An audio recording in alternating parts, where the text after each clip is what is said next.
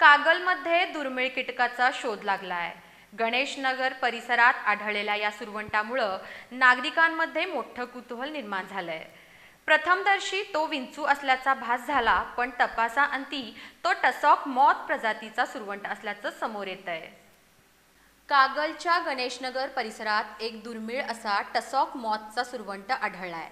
त्याच्या शरीरावर पांढऱ्या रंगाचे लांब केस आणि पिवळट पुंजक्यामुळे तो अनोखा दिसतोय।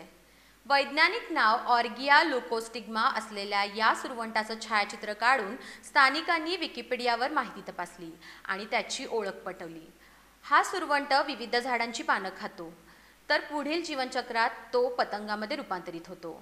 जगभरात टसॉक मॉथच्या सुमारे 2700 प्रजाती आहेत।